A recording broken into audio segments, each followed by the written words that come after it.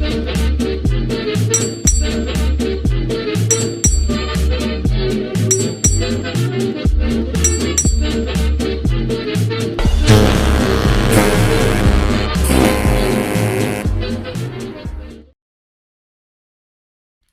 everybody, and welcome to the Drydock episode 323.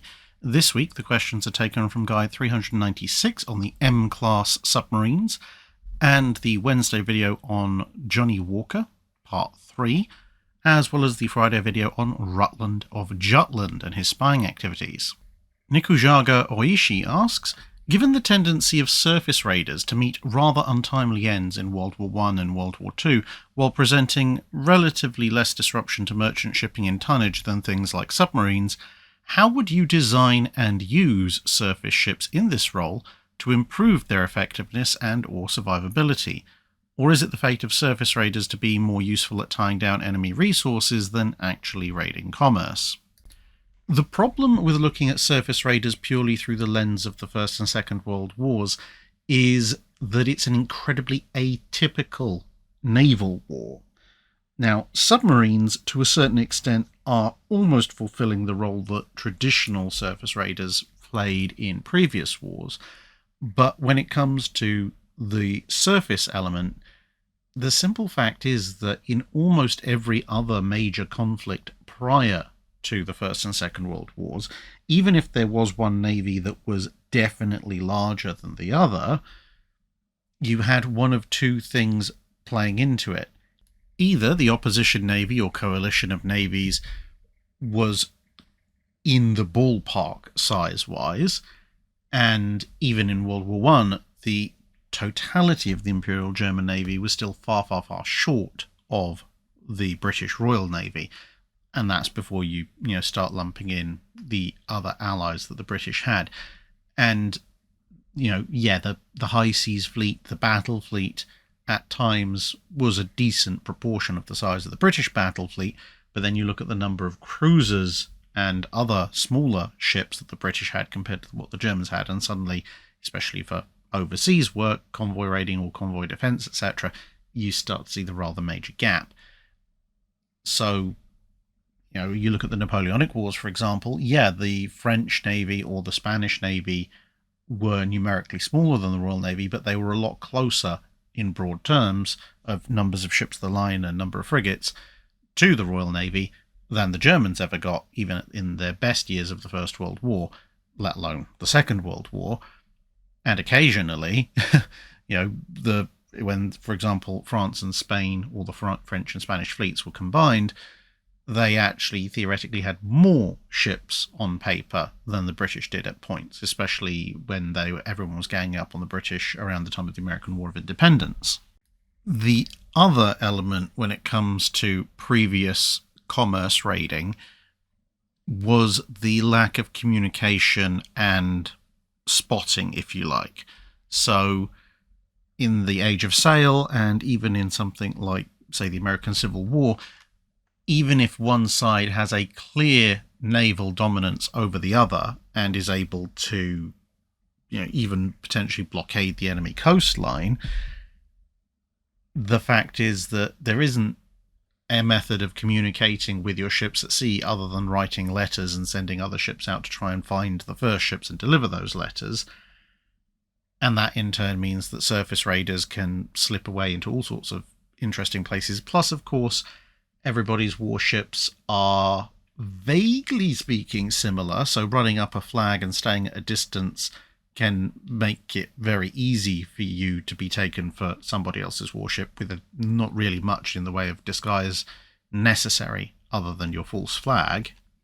And that also couples in with the fact that sail, regardless of all the other stuff, sail power probably is the ideal power plant for surface raiders, assuming that everybody is using it, because if you're in the age of sail, your ability to remain at sea is pretty much indefinite, limited only by the state of your hull, and a wooden sailing ship can be hauled into random obscure harbours that are uninhabited for basic hull maintenance and work, and the endurance of your crew, especially in terms of food and water, but food and water is a universal need aboard ships, and so you can, if you're a successful surface raider and you're capturing prizes every so often, just take food and water off of your prizes, and in that way, between your maintenance and your resupply of food and water, your sailing warship as a surface raider can stay out for years at a time and can pretty much vanish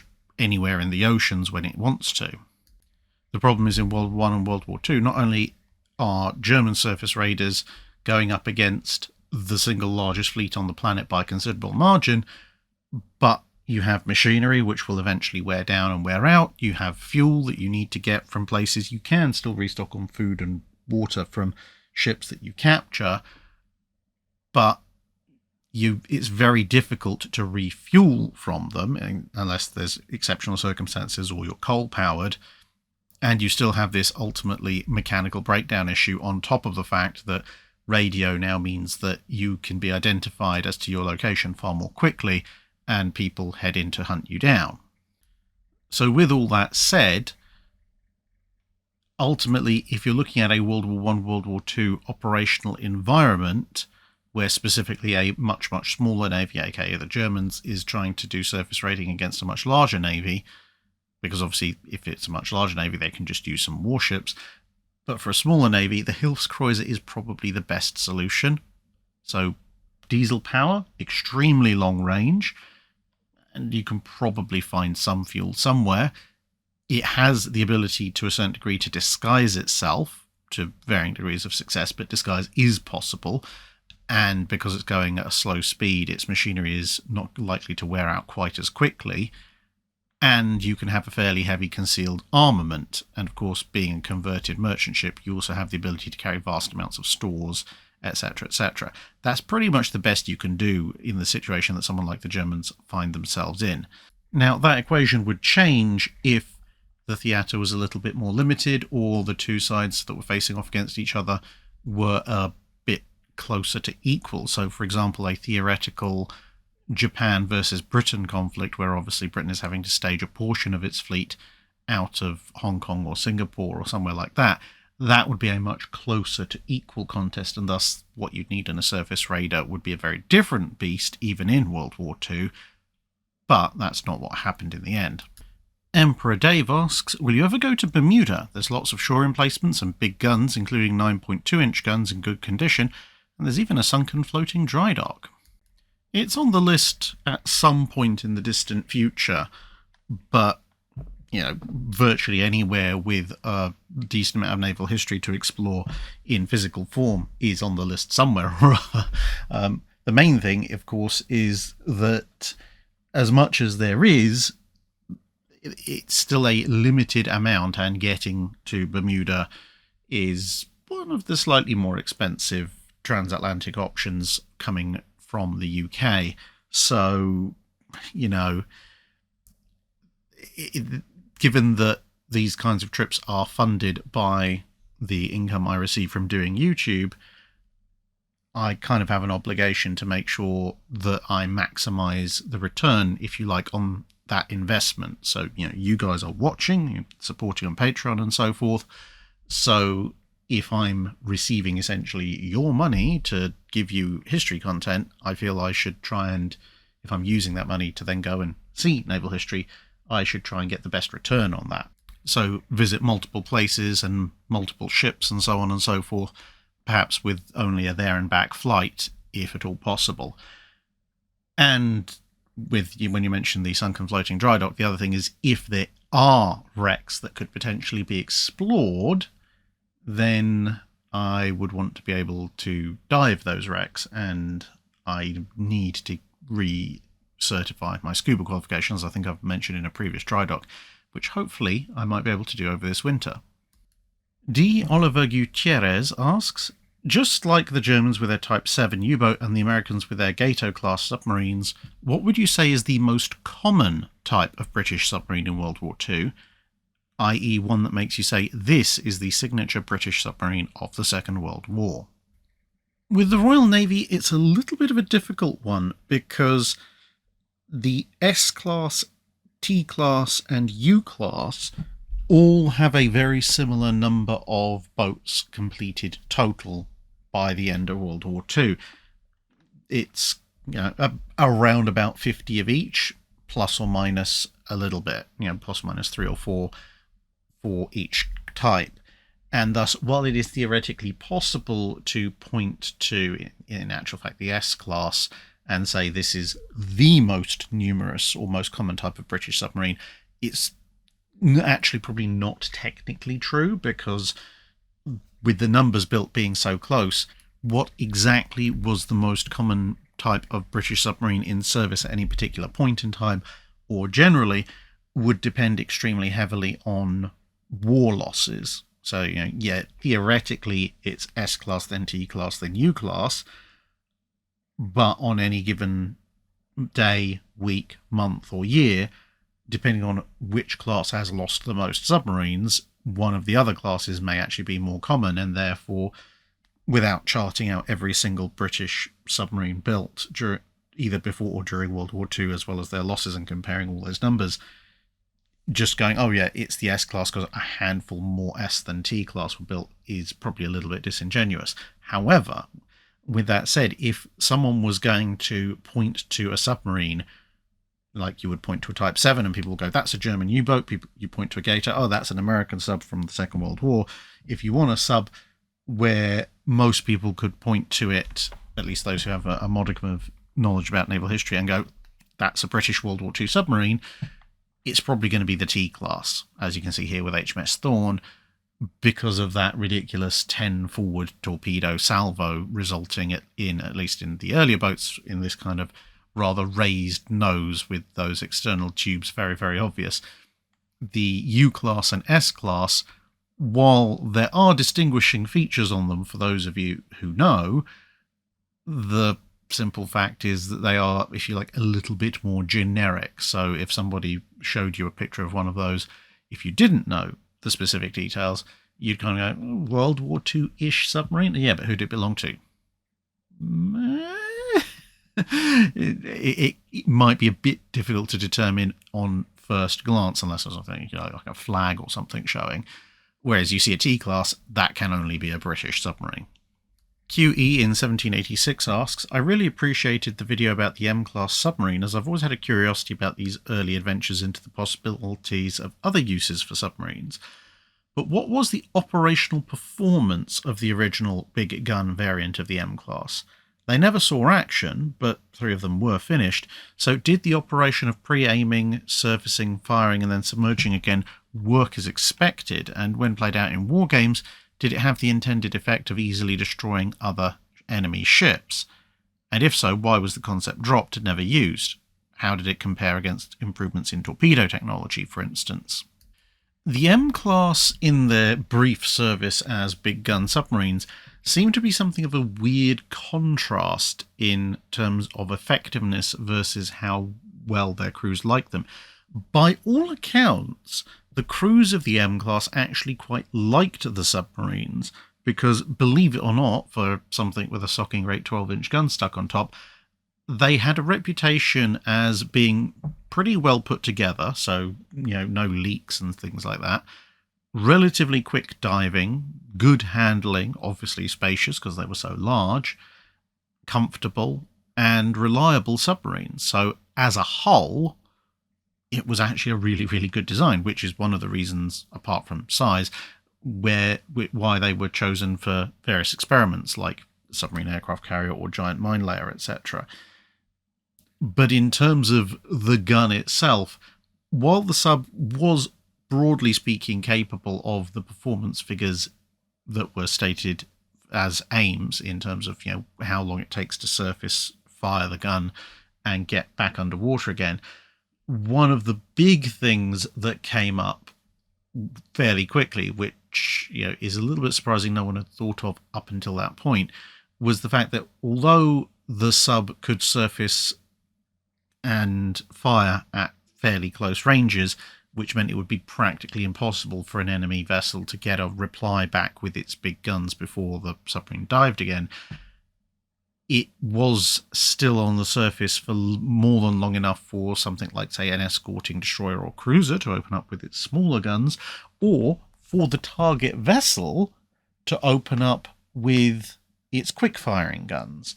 And although, as mentioned in the 5-minute guide, it was, in theory, best to pop up behind an enemy ship and send a shell right through the stern, smashing up the rudder and the steering mechanisms and so on and so forth, that was actually a very difficult position for the sub to get in because, of course, as with pretty much all diesel-electric submarines prior to the developments that occurred at the end of the Second World War, its underwater speed was quite slow, especially when compared to even the cruising speed of a battleship, let alone a battleship moving at combat speed. So the only way you were ever really going to get that kind of aft shot would be to anticipate where the enemy ship is going, be ahead of the enemy ship, and then essentially run forwards in the same direction as the enemy ship and let them overhaul you. And yeah, good luck getting the calculations right for that. And then popping up, you essentially have to start your surfacing maneuver around about the time the amidships portion of the enemy battleship was passing you, because then you would be up on the surface and ready to fire around about the time you're a couple of 100 yards astern of it. And that would be, well, entertainingly dangerous, let alone, the ship opening fire with its own quick-firing guns, the secondary battery. It turned out that popping up, essentially taking a broadside-on shot, i.e. when the enemy is broadside onto you, that was a lot more feasible because, again, it required you to get ahead of the enemy fleet, but then you would just lie perpendicular to their point of advance and then essentially relatively statically pop up, fire, and duck down again, but then you're now exposed to the secondary battery fire from potentially multiple enemy ships. There was some discussion about how to overcome this, but essentially it was, how do you make the enemy ship slow down? At which point there was discussion about perhaps minefields, either guarding friendly minefields or potentially sitting near the entrances to enemy minefields, because they would still have to proceed slowly, usually through them, or potentially even port attacks, but port attacks weighed against the sub because of its sheer size. So it was eventually concluded that if you were going to use the 12-inch gun at all against enemy warships, it would either be finishing off crippled enemy ships or taking on ships in otherwise confined environments. So, say attacking ships as they came into or out of minefields, or in the vein of crippled enemy ships, perhaps hitting a ship with a torpedo or another submarine hitting it with a torpedo, forcing it to slow down or stop, and then you finish it off with your 12-inch gunshot or further cripple it or something like that. But you can kind of see this whole idea beginning to pan out in people's heads, and then realizing that it maybe wasn't the best idea by the fact that, well, the M-class build run was curtailed before the last few from the original order were even completed, and they didn't do a huge amount before they were either converted or lost in the 1920s, and the fact they were even listed for conversion in the first place. The man formerly known as Commenting Is What I Do asks, had the X1 class managed to hold on long enough for the improved engines you described at the end of their video, how much impact do you think they could have had on the Pacific, given that Japanese supply ships often didn't travel in convoys for the early part of the war, and the US submarine forces at the start of the war didn't have a particularly brilliant surface gun, and the Mark 14 was the Mark 14. Could this class, or an interwar successor based on them, have caused more damage? Potentially, that would have been a situation in which X1 and theoretical successors to her might actually have done relatively well, because, as you said, a lot of Japanese shipping initially wasn't in convoys. I mean, they did have invasion convoys and so forth, but a lot of supply runs were done either alone or in small groups that barely merit the term. And even later on in the war, even once the Mark 14 was fixed, we see from a number of surface engagements that US subs with a variety of 3, 4, or 5-inch deck guns were able to sometimes conduct decent surface engagements independent of their torpedoes. And of course, the X1 class did also carry torpedoes. And a lot of Japanese escorts certainly would have been outgunned by something like an X1 class. And given the theoretical method of operation where they'd be pre-sighting and pre-aiming their guns with fire control systems mounted on the periscope and then popping up and delivering broadsides of essentially light cruiser-grade gunfire at point-blank range. Yeah, I think the X-1 probably would have performed pretty well once its engine reliability issues were fixed in a Pacific environment, because a lot of the problems that would have mitigated against a submarine of this type and size being successful in most other environments in World War II are generally countered by a lot of Japanese anti-submarine warfare just being pretty terrible. And even when you do get the occasional quite persistent Japanese sub-chaser, the simple fact is that, yeah, for almost any other sub that's experiencing that event, including, you know, British, Dutch, and American subs, if you've got a old destroyer chasing after you, or potentially, if we're talking about X1, potentially even a modern one, diving to get out of the way of the depth charges is pretty much the only thing you can do, because if you try and surface, by the time you've surfaced, got up to a point that your sail-conning tower is clear, got your gun crew up and out, got them running along, and got their deck gun ready to open up, well, the enemy, even if it's a little sub-chaser with a single 3-inch, will have had plenty of time to fire on you first. Whereas with X1, if it was being chased by a single Japanese escort, or there were only one or two Japanese escorts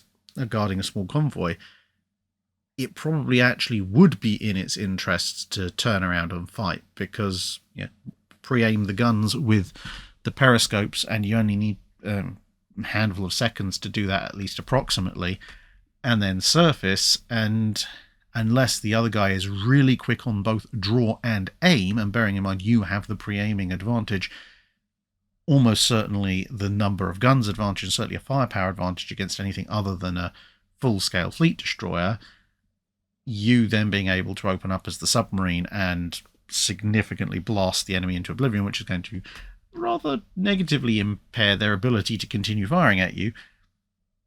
Never mind then setting about the merchant ships with your guns.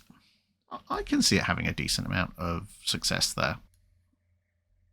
Benjamin asks, with regards to anti-submarine warfare, it seems that submarine captains, or at least American captains, would attack the merchantmen of a convoy before the escorts.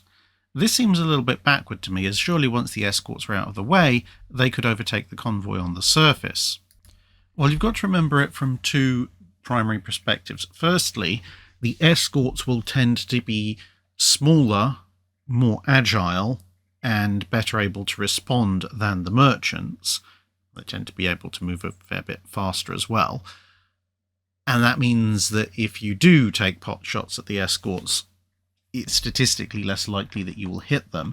And of course, a convoy has more than one escort, so you blow one escort out for water, the others will still be coming for you, and you haven't actually sunk any merchant tonnage yet.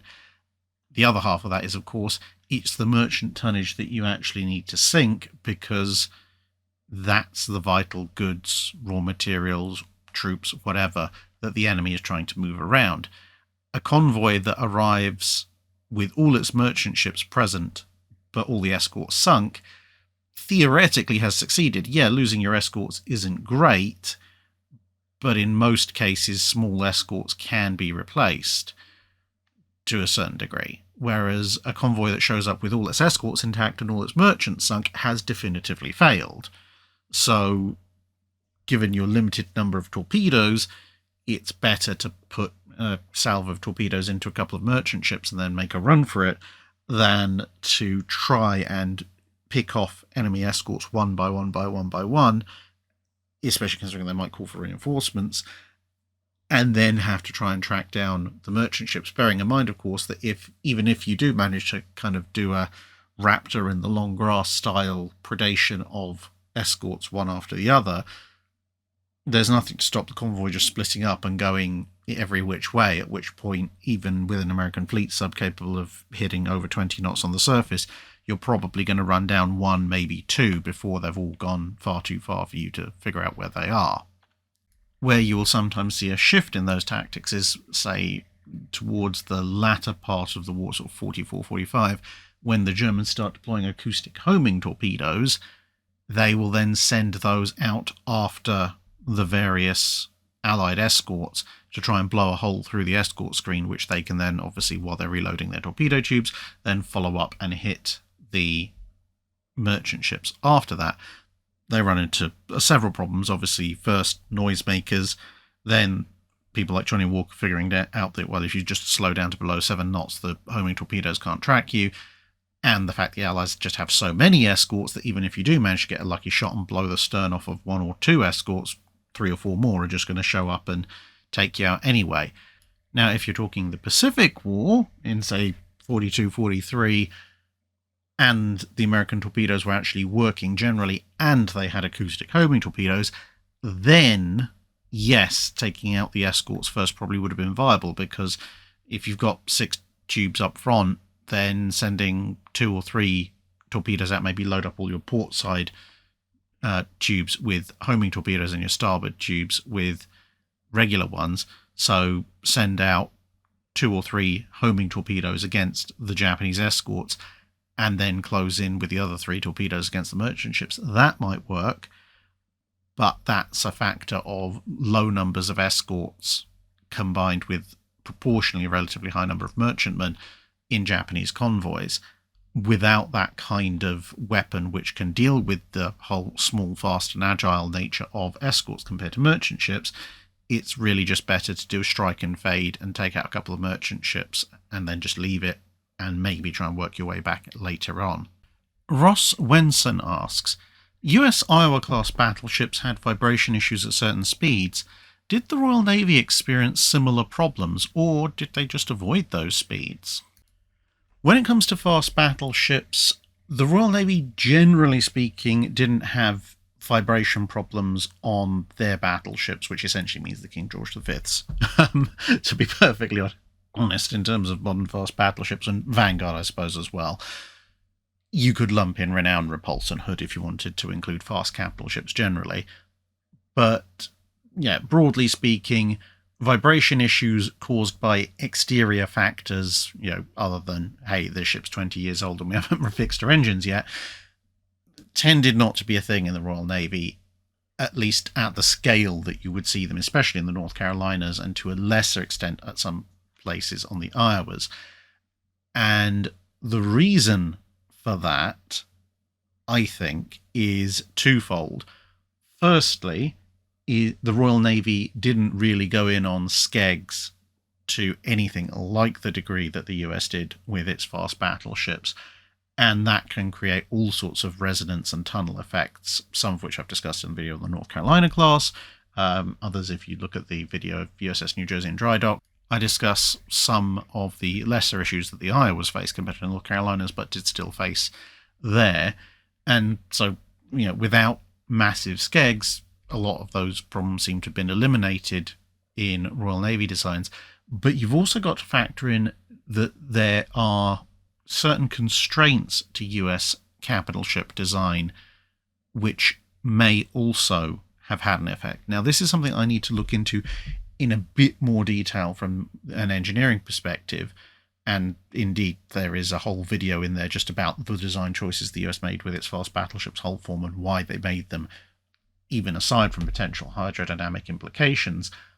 But when you look especially at a top-down view of US fast battleships, particularly the Iowas, and to a lesser degree but still present the North Carolinas and South Dakotas, you see that their overall hull form is very different to basically anybody else's. You look at almost any other battleship of that period, and you'll see that, broadly speaking, you've got a kind of human eye shape, a kind of pointed ovoid, or if you're British rugby ball, American football style profile of the hull looking from the top down. Whereas you look at the American ships, and although some ships vary from that a little bit, American ships in particular tend to have a relatively extensive bow. So the thin bow, runs considerably further back before widening out. They're very pointed. And then you have a fairly regular, and in some cases very flat-sided amidships, and then a relatively broad, rapidly curved stern. Whereas, unless you're Vanguard with a transom stern, most other battleships tend to have their bows fill out somewhat quicker. Then you have a sort of continuously changing curve all the way through amidships, and then the stern tapers considerably more. There are a few reasons for that, partly involving the Panama Canal, but partly involving a few other choices, particularly in terms of armor layout and location and size of gun batteries and so forth. Not just the primary, but also the secondary. But all of that adds up to a hull form that is quite different from the general.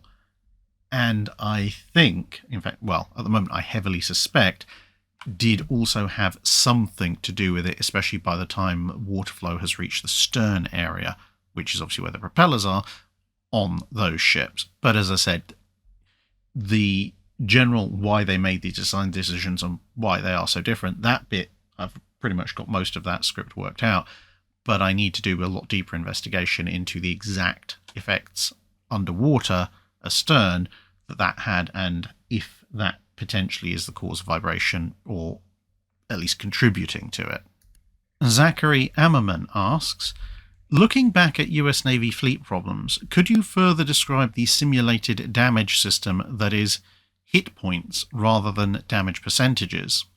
So for those of you who are used to playing naval war games, the idea of a ship having a set number of hit points rather than a percentage damage-based chart or a location-based damage-based chart, which you will have in certain more advanced war games, is perhaps more familiar. Now, the reason the US Navy tended to use this in their fleet problems is, as far as I can tell, a fairly good example of doing a lot of work beforehand once in order to minimize the amount of work you have to do repeatedly during the various exercises. And that's simply because when you are having a war game, you can't actually fire at each other. If you're flinging 14 and 16-inch shells around, even if they are completely inert, they're going to do huge amounts of damage and potentially actually kill people if you are actually firing them at the other side. The flip side to that, of course, is that if you aren't actually firing at somebody, then you need to work out some abstraction as to, did you actually hit? And you could use an offset firing method like the British used at one point, and the Americans did use it in some exercises. However, all that tells you is, was that salvo on target? That doesn't tell you how many hits you would get in that salvo, and it didn't tell you where those shells would hit, because of course if you got a salvo that was a perfect straddle, it's perfectly possible to get a salvo that's a straddle with no hits, or you could get a straddle with, say, 4 hits out of 12, considering we're talking about American Standard Class, which would be pretty good. But if one of those takes out a lifeboat, another one pokes a hole in the funnel, one bounces off your main belt armor, and the other one pokes a hole in the upper deck astern, that's really overall not done a huge amount of damage to the ship. Whereas if you get 2 hits, so half as many, but one of them smashes a turret into inoperability, and another one perhaps is at slightly closer range and punches through the main belt armor and wipes out an engine room, even though it's only half as many hits, that's done considerably more damage. Now, of course, because you cannot say specifically, yes, this shell would have hit here, then you've got a few choices as the umpire. You can roll a dice every time you think that a hit would have been scored and randomly allocate it to some part of the ship, which could then result in accusations of bias or cheating from either side, depending on how much damage that hit actually does. Plus, of course, it means you're going to have umpires and judging crews scattered throughout the fleet, desperately trying to keep up with real-time firing or simulated firing, depending on the exercise.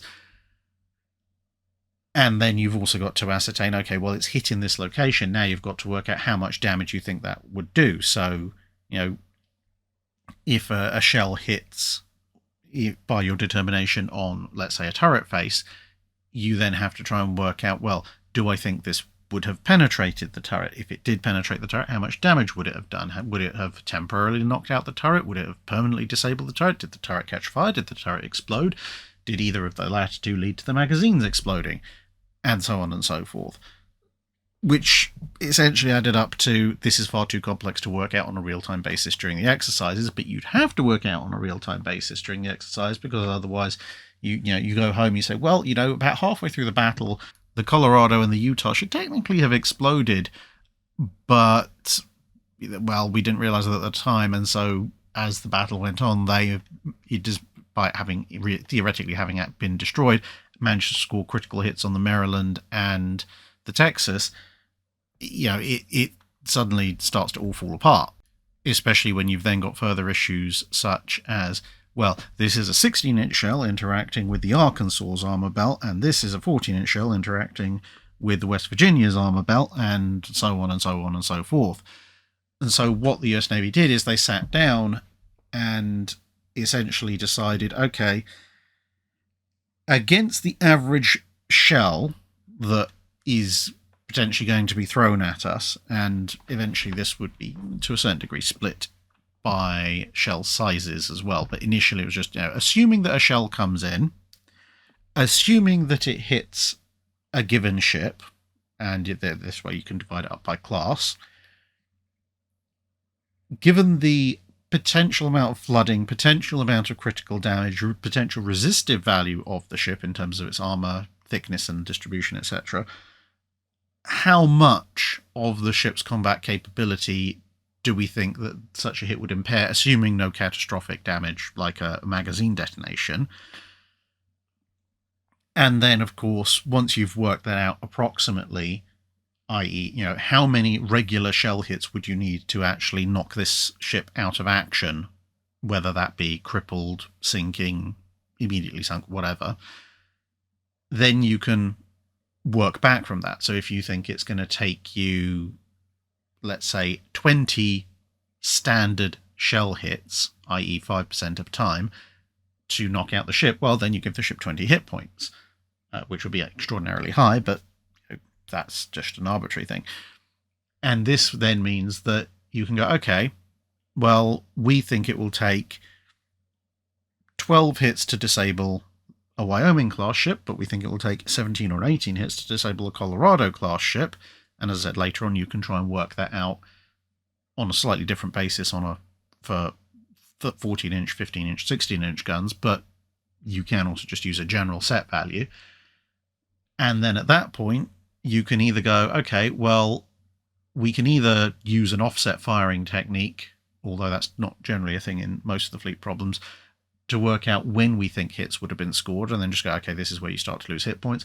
Or you can even abstract it further and go, okay, we think every X number of shells fired will result in Y number of hits, i.e. a hit percentage. So you could say, let's assume that we're going to hit with 1 shell in 6. I mean, that's wildly optimistic, but let's say we're going to go for one shell in 6. Then when the ships sail up and start simulation firing at each other, you can turn around and go, okay, well, this ship has 12 guns, so we reckon that, allowing for when it gets on target, we reckon you are now going to lose 2 hit points every salvo. So if you sit around and get shot at by a 12-gun ship let's say you have 12 health points, and someone shoots at you with 6 salvos, then you're out. Now, of course, that allows you a little bit more of abstraction, because then you can go, okay, well, if we think our hit percentage is 1 in 6, then an enemy who fires at you with 12 guns, okay, well, theoretically they should have scored 2 hits, but we can, roll 2d6 and see if those hit, or if you think you got 1 in 6, actually just use d6. So, okay, here's a 12-gun ship shooting at you, an American Standard Class battleship. Okay, well, according to our watch, they fired a salvo, so we're going to roll 12d6, and however many rolls of a 6, that's how many hits you've taken. So you could get none, you could get 1, 2, 3, 4, 5, etc. There's various ways of working it out. And of course, the reason why you end up needing guns that are maybe doing 1.5 health points of damage is because if a Colorado class rocks up, theoretically under a unified standard, it would be at a disadvantage because every salvo's only firing 8 guns, so it would take longer to hit, despite the fact it's got more powerful shells and probably better fire control equipment than some other earlier ships. But it also makes it more difficult for people to argue, because if you then turn around and say, well, you had, let's say, 14 health points, we reckon you've been hit 14 times, so you're out, that's much harder to argue with than someone turning around saying, well, we've decided that your magazine exploded. But this is all a very brief précis. I think there's probably an entire video worth doing, explaining the intricacies of how they calculated hit points and damage totals and damage chances and hit chances, etc. in that particular rule set. Peter Caboon asks, would it be possible to do a refit of the Bretagne class dreadnoughts similar to the Italian Cavour and Duilio class, and how fast and how useful would these refitted ships be? Theoretically, it would be possible to do, because if you look at their initial statistics, there are some similarities between, say, the Conte de Cavours and the Bretagnes. Tonnage-wise, roughly the same.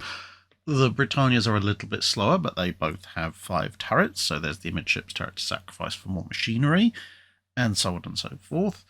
However, there are some problems when it comes to the Bretagnes. Firstly, the Bretagnes come out of the gate with a little less powerful machinery plant compared to the Cavours, and they're also somewhat slower as a result. And they also have a slightly worse length to beam ratio straight out of the gate, which partly explains why for almost as much power they are a knot and a half-ish slower. That's not to say these problems can't be overcome, especially if the French are going to perhaps do this refit starting in the mid-1930s and put in their forced circulation magic boilers, which would give them a huge potential power output boost. But that length to beam ratio, that is going to be a problem. So if they wanted to do this properly, what they would probably have to do is strip out all of the casemates and not flush deck it, but have a continuous deck running from the forecastle without interruptions all the way to that quarterdeck aft drop down. That would give you a bit more interior hull volume space and also somewhere to put proper secondary batteries for the Second World War or an anti-aircraft battery, etc. atop. You, of course, can sacrifice your amidships turret for more machinery space and, combine that extra space with complete replacement of the boilers with forced circulation boilers, and you would have the potential for a huge amount of power, but you would have to do a very extensive rework of the bow, possibly also the stern, although more likely the bow. So, you could do it, but to get the best results, you're probably going to have to do considerably more structural work than the Italians would have to do, so it would cost a bit more. The flip side is that if you, say, made the Bretagnes roughly equal in length to the Cavours post-refit and went with the magical French forced circulation boilers, you might actually get a ship that was capable of a fraction faster speeds than the Cavours because of that slightly greater power density. Or you might be able to roughly match it and use other space for more things, perhaps more anti-aircraft ammunition magazines or something like that. So a 27-knot Bretagne with its amidships turret gone and an extensive bow rework is entirely possible. The two questions would, of course, be, one, is it worth it? Because much as like with the Cavours, your armour is somewhat limited. And secondly, and potentially the larger issue, is that while the Cavours have 13 guns initially, and by sacrificing their amidships turret they still have 10, admittedly relatively small, but still 10 guns, the Bretagnes would go down to 8. Now, they're 13.4-inch guns, which means they are a little bit more powerful on paper than the Italian weapons. However, it is still only 8 guns, which is kind of a minimum price for entry, but for World War II standards, 8 guns as a minimum price for entry is when you're talking about 15-inch guns, not 13.4s. So you'd end up with a ship that is a bit slower than a Congo, fractionally less heavily armed than a Congo, and only marginally better protected than a Congo. At which point I think you might be better off going in and trying to fit as many of your forced circulation boilers as possible, push the speed up a little bit more, and then go, hey, we have invented a battle cruiser out of an old dreadnought, rather than try and say they are straight up battleships. The really interesting thing would be, what hull work would you need to do to get them up to a speed where they could stay with the Dunkirks? Because then you'd have a theoretically unified speed squadron. That would be really fun. I mean, at that point, you'd almost be tempted to see if you could replace the 13.4-inch guns with the much more modern 13-inch guns off the Dunkirks and get unified main batteries across the squadron as well, because you could certainly get the power output in there. It's just whether or not you can get the hull form to match. Alternate historian Turtle Duck asks, if the 1920 South Dakota class battleships were instead designed in 1918, allowing for some of them to be built before the Washington Naval Treaty was being negotiated and then signed, what would be their fate? Let's say 3 or 4 of them are completed and 2 or 3 of them are nearly complete. Would the 43,000-ton displacement be the new maximum for battleships, or would the US be forced to scrap the class? I don't think the US would agree to scrapping the class once so much money has been spent on them. I mean, you look at the fight that there was to try and retain as many of the Colorado class as possible, or in Japan, obviously, to retain Mutsu. If you've got 4 complete, then, okay, the US might agree to getting rid of the 2 incomplete ones, or potentially converting them into something. But that's what they did with the Colorado-class Washington. But the 4 complete ones, they're going to insist on keeping. The interesting thing is how that plays out elsewhere, because, of course, I can see the Japanese actually going, yeah, okay, no, we're going to allow this, because it would give them a rather interesting opportunity to argue that perhaps they should be able to build the Key class. Now, you might think initially, well, why wouldn't they go with the Tosa class or just the Amagis? Well, bearing in mind, you're still, in this case, going to be scrapping or converting Lexington class hulls. I think the Japanese would probably look at the situation and go, okay, we can maybe convert the two Amagis into aircraft carriers, which is, of course, what they wanted to do anyway before the Great Kanto earthquake forced them to select Kaga. And they're going to look at the Tosas and the Kagas and go, Tosas are nice, but they are a few thousand tons short of the South Dakotas, whereas the Keys, well, they're somewhat closer to the South Dakotas, so if we agree that we're going to dispose of the Tosas, then we can build a couple of Keys instead. Of course, the Americans and the British might say, no, you haven't started really all that much on the Keys, whereas the Tosas are nearly done, so you're going to complete the Tosas if you're going to complete anything. I think 43,000 tons might become the new standard for battleships. Obviously, 16-inch guns potentially as well.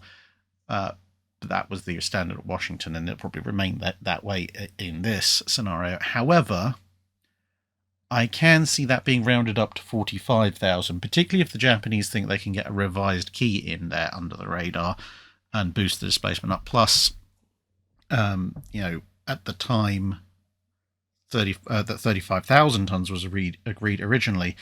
Neither the Nagatos nor the Colorados were quite at that level, so it was kind of a rounding up. So it might be rounded up to 45,000 tons. The interesting thing is that while for the Japanese and of course the Americans, this means that they can complete ships they have going, it does pose a bit of a bigger problem for the British. Now, on the one hand, they can, as they did with the Nelsons, design a bespoke ship around the new requirements and therefore theoretically get the best of the 3. However, it's going to be very irritating for the British, because whereas with the historical treaty, they could just go, yeah, okay, we're getting rid of the G3 and N3 designs. We're going to have to massively downscale them into, well, O3 that becomes Nelson. if it's 43,000 ton limit, or even more tantalizingly a 45,000 ton limit, that is going to be just a little bit too little for the N3 or G3 designs to be carried forward, but not by a huge amount. So whether someone would be desperately trying to figure out how can we shave another 2,000 or 3,000 tons off of the G3 or N3 designs, or whether they would be going, you know what, why don't we just take a somewhat smaller variant, like, say, the J3s, for example, and work on that. It swings and roundabouts at that point. My suspicion, personally, would be that somebody might go, well, you know what, if the Japanese are building the keys, look at the stats of the keys, or even the Tosas and looking at their stats, and the Americans are building the South Dakotas, I can see somebody going, actually, why don't we build the G3s, but a slightly smaller version, because they don't now need to hit 32 knots, because the Amagi's being converted and the Lexington's being converted to carriers, so they don't have other battle cruisers to worry about. The armour of the G3s, in theory, is a decent match-up against either the Keys or the South Dakotas. Now, granted, they'll be the least heavily armed of the three, but if you shave off a bit of horsepower, so they're 28 to 30 knot ships, i.e. true fast battleships, rather than battlecruiser, you can probably shave off just enough to bring them in under a 45,000 ton limit and essentially rely on, you've got slightly better armour and considerably better speed than either of the other two, in exchange for the fact, we've only got 9 guns as opposed to everybody else with 10 or 12. Rich Botsford asks, why were Admiral Kimmel and General Short sacked after the attack on Pearl Harbor, but General MacArthur and Admiral Hart were not after the loss of the Philippines? Well, you could argue to a certain extent that Admiral Hart was. Both Kimmel and Short officially retired from the military in early 1942, and Admiral Hart actually did the same, although he would later be recalled for other purposes. MacArthur, of course, wasn't. Now, the reasons essentially come down to what I guess in the modern day you would call optics, for two broad factors. Firstly, of course, the attack on Pearl Harbor was massively devastating in a way that the attack on the Philippines never could be, because there was far more of the US Navy present in Pearl Harbor, and therefore, obviously, it makes the far bigger headline, therefore needs the far bigger scapegoat.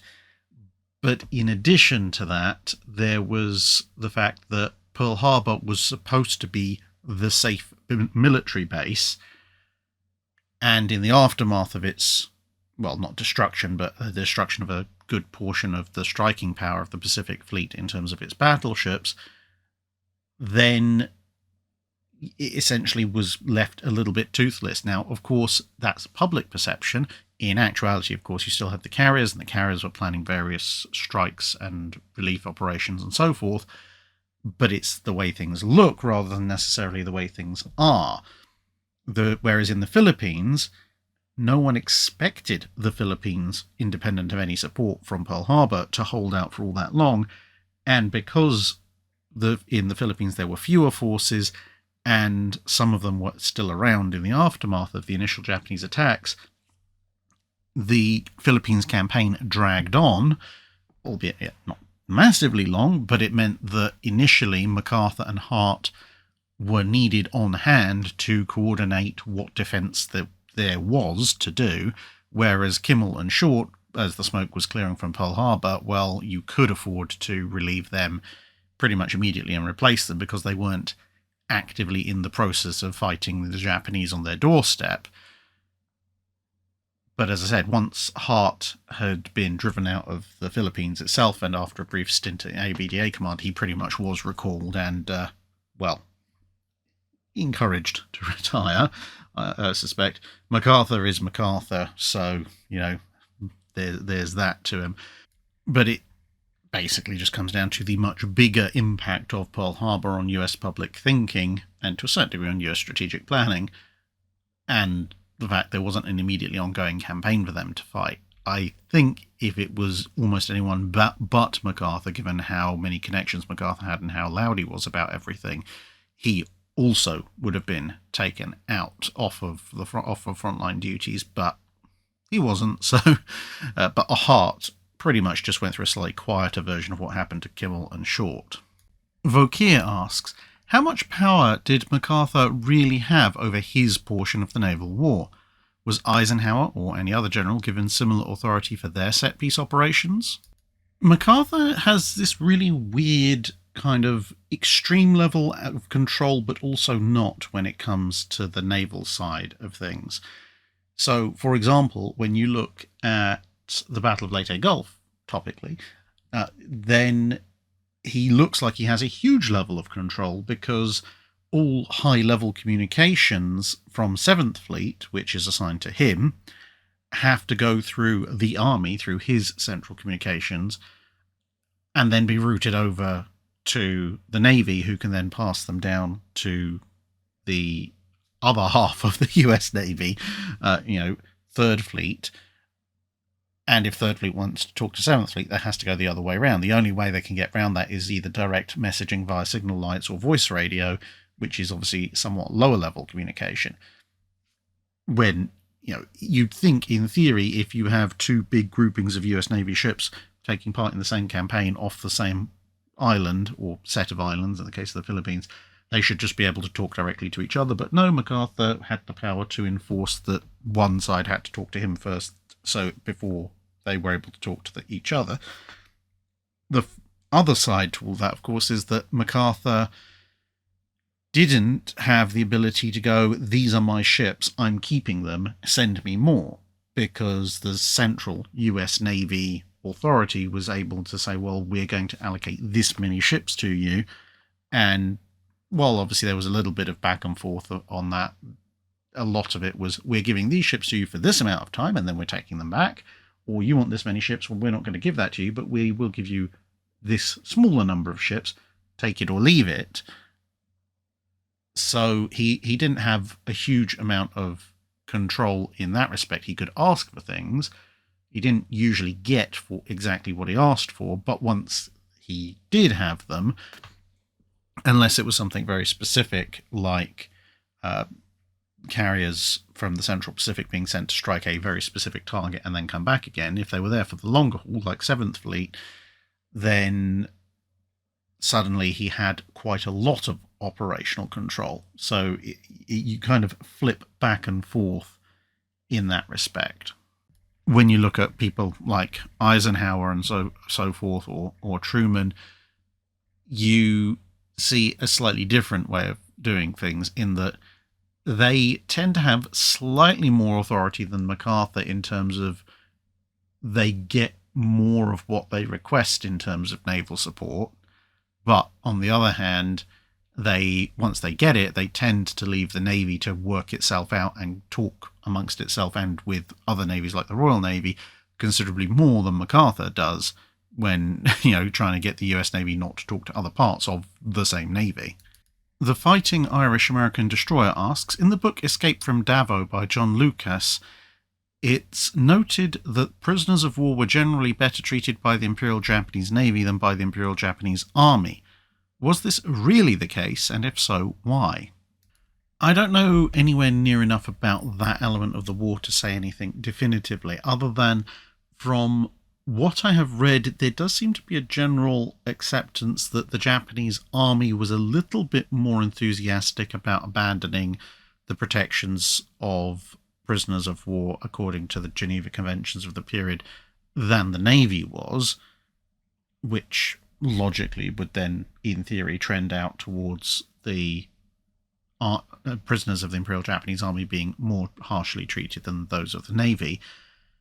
And the only other thing that I could potentially speculate on would be that in land-based warfare, if somebody surrenders, I guess there would be a mentality of, well, up until 5 minutes ago, you were doing your level best to kill me. You've given up to, try and save yourself. Why should I be particularly merciful towards you? Whereas although obviously there was a lot of indoctrination going on with the Japanese soldiers and sailors, when you're talking about people taken from the sea, there would at least be the understanding that there was a third hostile party present during the various naval battles, that being the sea. So there could be a certain degree of, well, they have already been partially punished by being in the water.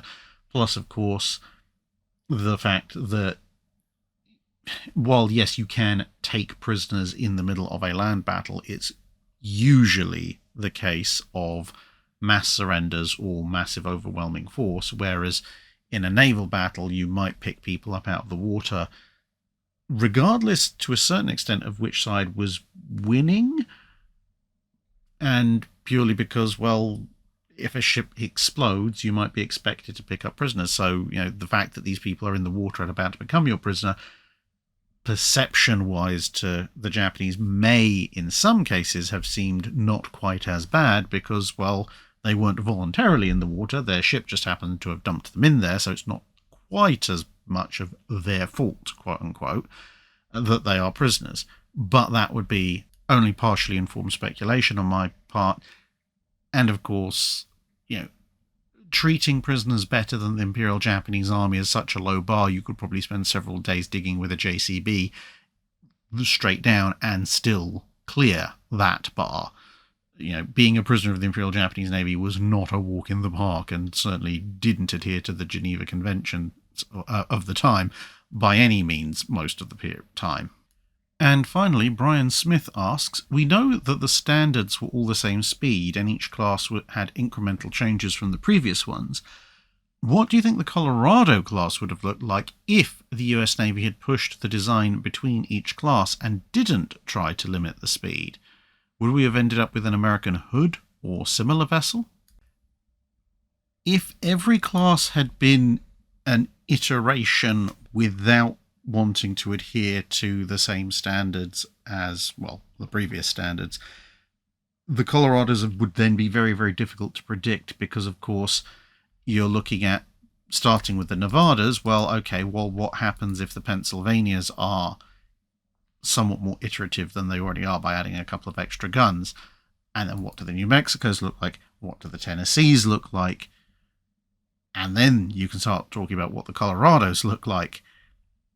That's an almost impossible thing because it's somewhat easy to look at the speculative designs for the Pennsylvanias and go, well, maybe that would be adopted instead after you've gone to the Nevadas. But then, of course, because that wasn't the case, what the New Mexicos would have looked like had the Pennsylvanias been different, and then what the Tennessees would have looked like had the New Mexicos been different, had the Pennsylvanias been different. It's not something I would really want to make any real predictions over. However, given that the Tennessees were pushed for quite heavily to have 16-inch guns, and the Colorados in some respects resemble just Tennessees with 16-inch guns, I think it is a bit more possible to look at that and speculate. So firstly, look at what the Colorado design options were. But that essentially means going back and looking at what the Tennessee design options were, other than 16-inch guns being added. And at that point, you see that the Navy, at least, is getting a bit nervous about the British and the Germans fielding 15-inch guns. They're not convinced their current armour layout is going to protect them from that. And they're also looking at, obviously, the Queen Elizabeths themselves, capable of 24 and a bit knots, but also ships like the Bayerns and the Revengers beginning to push past the original 21 knot standard that seemed to be normal for most other dreadnoughts. So I think that Colorado, where perhaps the Tennessee design had been unshackled, would probably still have 8 16-inch guns, but would very likely be a considerably larger vessel, at least 23 knots, and probably having gained an inch or two of armour. If you want to go back further than that, you can only do very, very wild speculation, but you could say that, for sake of argument, the Nevadas have 10 guns, so the Pennsylvania's main development, given the time period that they're designed as well, is that they now have 12 guns. Okay, that's fine. 12 guns, 13.5 inches of armor, 21 knots. That's fine.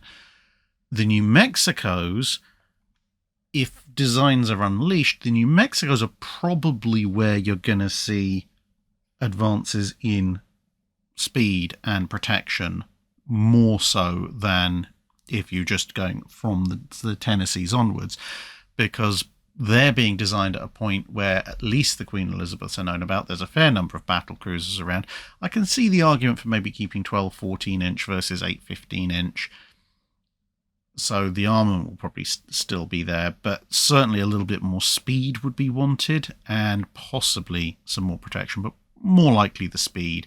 So maybe the New Mexicos would move to 23 knots, at which point the Tennessees, starting from a base design of 23 knots, given that the US Navy really wanted their 16-inch guns, that's probably the class they'll get their 16-inch guns in, and maybe a slight armour upgrade as well, maybe to 14 inches of armour, with 8 16-inch guns and 23 knots of speed.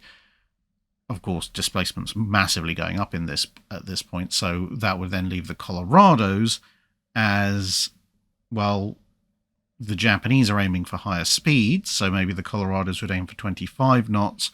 If they've already, thanks to the Tennessees, got their protection bumped up a bit, then probably retain 14 inches of armour at 25 knots, at which point the ship is so large that you might still have 8 guns in 4 twin turrets, obviously being 16-inch, but you might also see, in an attempt to slightly cut down on the space taken up by armament, but also increase armament so that you can get the speed up, you might actually see the Colorados perhaps being 25 knots, 14-inch armour, and having 16-inch guns in triple turrets, because of course the US has plenty of experience with triples, so maybe 9 guns in 2 fore and 1 aft triple turrets instead.